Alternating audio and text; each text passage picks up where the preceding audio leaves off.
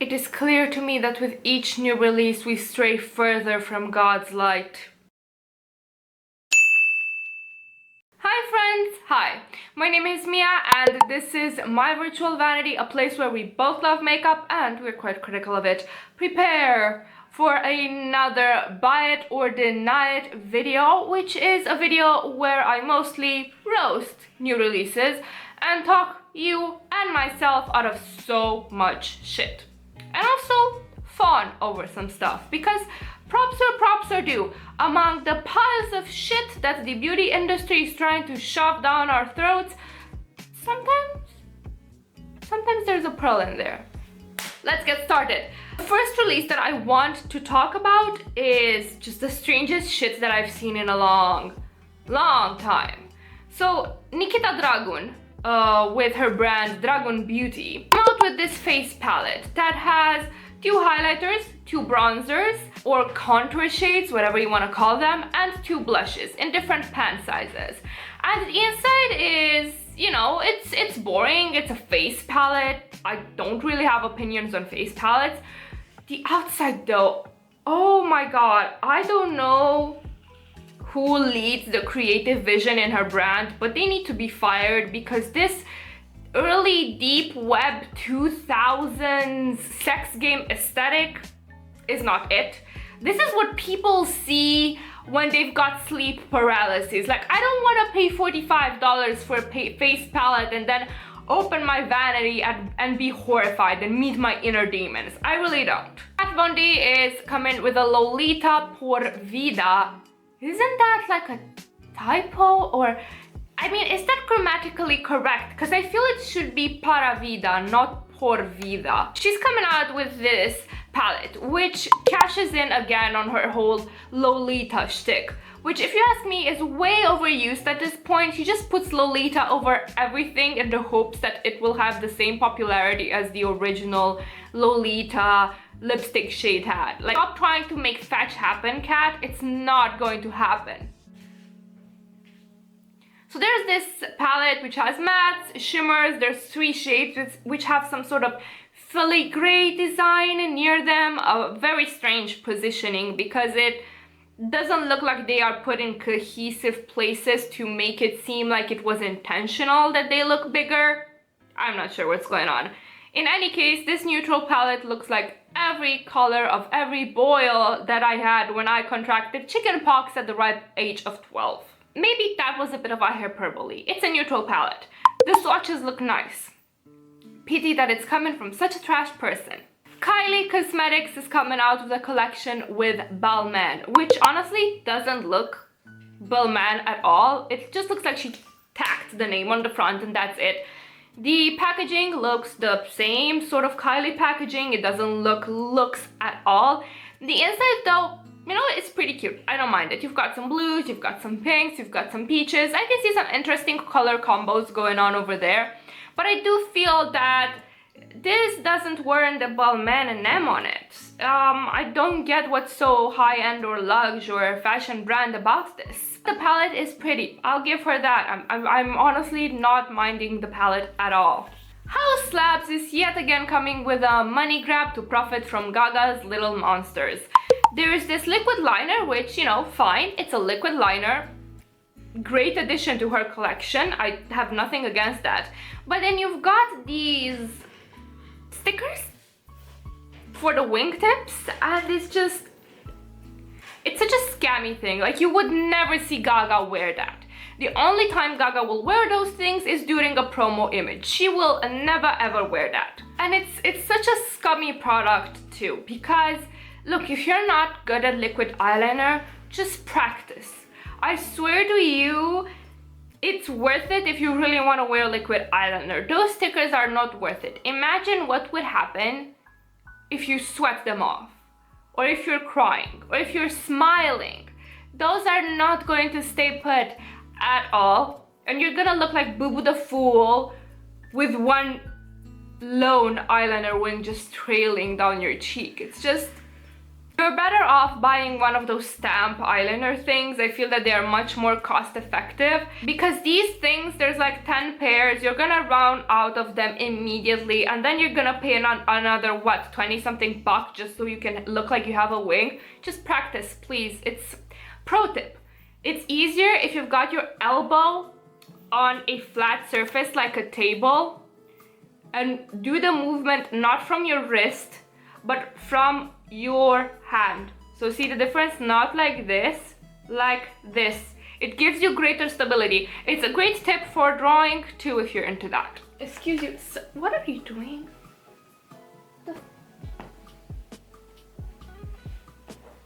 Loki is very keen on showing you all his butt. What are you doing? Why are you being lewd? Hourglass came out with their holiday collection. You've got the Ghost Face palette, which features 2 finishing powders, 1 highlighter, 1 bronzer, and 2 blushes. You've got a blush quad, a scattered light eyeshadow trio, and a lipstick duo. Hourglass has a lot of nerve asking for those prices when the inside of that plastic packaging looks like Tupperware. Like, who thought this was a great idea?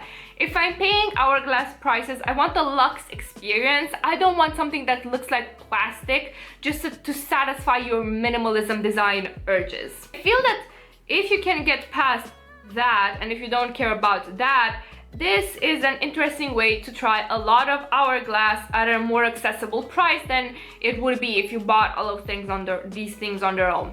However, I am a bit miffed that this is the only variant that they have. I feel that it is not dark skin friendly at all. I wish that they would have made another palette, like a different variant of the face palette or of the blush quad that would work on someone that's a bit, you know, darker than me. That would have been great. Morphe is just clowning. They released this 3503 Fierce by Nature palette, which is $25 for their 350 palette with 2 pops of green, essentially. Like the audacity to swap out 2 shades and call this new is just, wow, they must really be trying to get rid of stock, huh? I beg you, you can find those neutrals already in your collection if you like neutrals and grab two singles. I think NYX has some very cheap singles that are like that. Luxie Beauty, Sydney Grace, Davina, every indie brand has 2 green singles similar to that you can buy instead of giving your money to Morphe, who is trying to make you pay $25 for so much variety, when instead this palette could have easily been cut down to like 12 shades and nothing would have suffered. You would have just gotten rid of the repeats. Those of Colors came out with this Meet Your Hue concealer, and the shade range is laughable. It is the year of our Lord 2K19. We're soon going to go into 2020. You are still neglecting the darker portion of your shade ranges. Why? And some people said, oh, well, it's a concealer. It's for illuminating. No, babe, that's the way Instagram uses concealer. That's just, please expand your horizons beyond Instagram makeup, and you will notice that concealer is mostly used for concealing, and it needs to match your skin tone. So that's not a good excuse to say, oh well, they didn't put any true dark shades because it's for illuminating. That's an Instagram cop-out. Fenty is trying to ruin us all with their holiday collection. They came out with another diamond pump, this time with a holo pink shift, a glitter suspended in a liquid base which can be used all over the body, and a baby kabuki brush. I really want this, but I'm not going to get it because how often will I wear holo pink glitter except for filming? But I really do want this. Fenty is honestly really trying to come for me, and I will not allow it. I will be strong. I will survive. The problem with these types of products is that they do appeal to our inner magpie, but if you're not the type that wears crazy base makeup on the daily, or if you're not into glitter, they are very pretty to look at but not very practical, so you kind of end up paying $30-something for something that you will rarely use just for the sake of looking at it.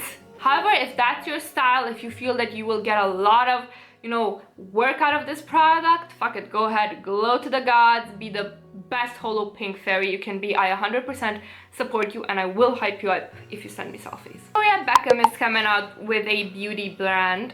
She's got these eyeshadow brick quads, which are $54 a pop. Then lid lusters, which are shadow toppers, creamy sort of formula, $36. Kajal liners for $26. It's clear that this is not for the Instagram makeup wearer, or even for me, the person that, you know, has a big collection. I feel that this is for the people that buy makeup seldomly, that love luxury makeup and love investment pieces of makeup, or that are fans of Victoria's. While this does not particularly cater to me or my interests, I do think that this is well designed, it's pretty, the packaging is pretty, it looks luxe, so, you know, I have nothing against it. I think it's a really good release for a beauty brand, and that she seems to respect her name enough to not come out with Amazon Prime bullshit. Shade very much intended. ABH is doing the most. So they announced that Norvina 1 volume palette, which gives me anxiety because it's too big and I feel that some shades are too repetitive. Then they said a week later that they're coming out with the Norvina 2 palette, which I was like, okay, weird move, whatever. A couple of days after announcing the Norvina 2, they announced the Norvina 3, and I'm like, what the fuck are you guys doing? Norvina, the person, said that this was caused by some issues with production, something came up, they were meant to stagger it all over the year, and okay, I agreed. It does look like they were meant to be staggered all over the year, but I don't trust what she says. Because she's a CEO, she's a businesswoman first and foremost, so she's not gonna tell us the deets of what happened. I feel that this is a very weird move. I don't think it's healthy to try and get all of these 3 palettes at the same time, because they're $60 a pop. That's gonna set you back $180, which you could use for like so many pizza orders. I don't think that this was a great move. They should have just either come out with them all at once or keep them in your damn warehouse until it's time. Like, you're a huge ass brand. I feel like the whole, oh, something happened is an excuse. I really do. Call me a conspiracy theorist, but I really do. Now, I do feel that these are repetitive. The second one in particular looks repetitive. The third one, all of those greens quite look similar to each other. I've seen plenty of rearrangements of the palettes. Norvina said that she arranged them all randomly to inspire creativity, which fair, but I don't think that's entirely it. I do feel that if she arranged them by order, people would have noticed that some shades are a bit similar to each other. KVD Cosmetics is coming out with another variation of their, whatchamacallit, Love is the foundation brush, and oh my god, are they seriously asking for $30 for a brush that in the promo pictures look like cat balls? I'm so sorry to whoever loves this brush, but it is my job to ensure that you never unsee this image. It looks like cat balls.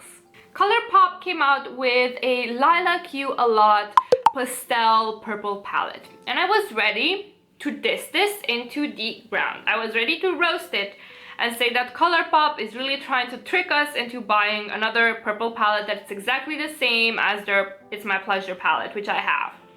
And then I saw the swatches, and now I kind of want it. Because it does look different. It looks lighter, airier, more pastel-y. I'm not sure if I should get this. I have plenty of purples in my collection already. But it's pretty, so I'm considering this.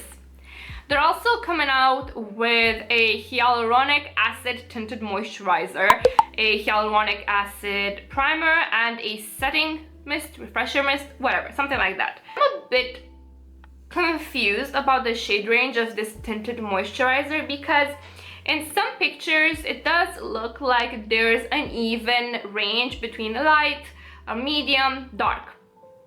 And in others it looks like there's 2/4 light shades, then medium shades, then dark shades, and I think it might be due to the lighting or the editing. The picture that I have popped up here looks fine, so I'm considering getting this because it really does sound up my alley. I love tinted moisturizers, I love BB creams, it's cheap as hell, and it does have an okay shade range, but I'm a bit confused about their promo pictures. BH Cosmetics is collabing with a German YouTuber, Alyssa Marie, and she came out with a 1991 palette which retails for $23. You've got one row of duochromes and one row of matching mattes, and I love this. I want this. I think I'm gonna put it on my wish list, wait a bit, see if I actually need it and want it, just like I am doing with the Golden Twilight, the neutral one, because it does attract me. I think this is a really beautifully done and curated palette. You've got your duochromes, you've got shimmers, you've got matching mattes, which have different intensities and colors and tonalities. I really do feel that this is a collaboration so well done, and I really do want this. Klarity Cosmetics is coming out with their Python palettes.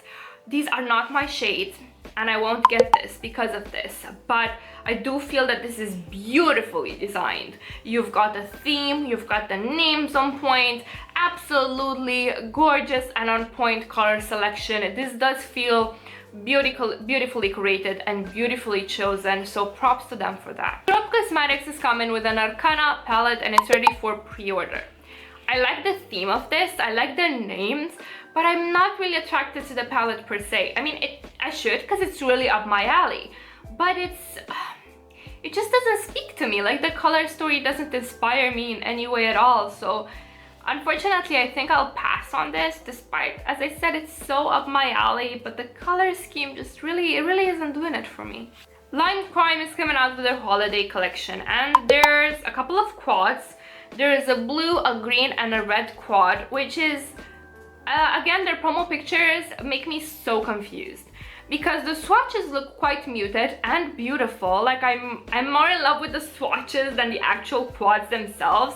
The quads look very vivid and bright, and both variations are cool, but they don't match each other. What is Lime Crime doing? We've got these sets. So there's a Velveteen's huge fave set, a mini Velveteen trio, and I find that the peach and green trio is a mini gloss set, then a Winter Lights eyeshadow palette, which is, I am so tired of triangular palettes. We get it, it's Christmas. It's not even Christmas yet. That's the most annoying thing.